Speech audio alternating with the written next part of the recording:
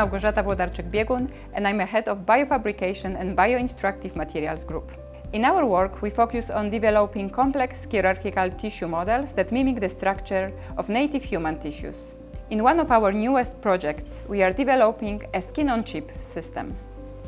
The skin is the largest and one of the most complex organs of the human body. It protects us from injury, infections, dehydration, and harmful environmental factors.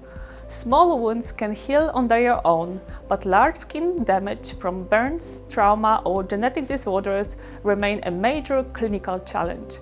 Current treatments, such as patches, grafts, or commercial skin substitutes, often lack functionality and cannot replicate the true structure of human skin. In this project, carried out in collaboration with the University of Groningen in the Netherlands, we aim to create advanced, personalized skin models that accurately reproduce the 3 layers of human skin. Our work integrates cutting-edge biofabrication technologies, melt electrowriting and volumetric bioprinting with microfluidic platforms. To realize this project, we combined several specified laboratories in our institute. A physical-chemical laboratory for initial material preparation, rheological testing and mechanical characterization, bioprinting laboratory for fabricating scaffolds, and a microscopy laboratory for detailed structure and biological visualization.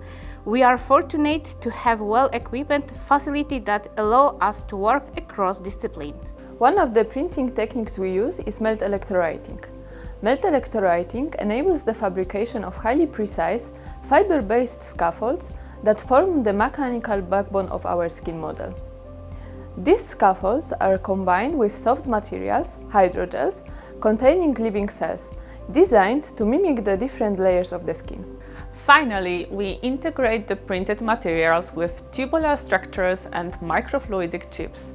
These systems allow controlled perfusion of culture medium, essentially mimicking the skin's microvasculature and supplying nutrients throughout the construct.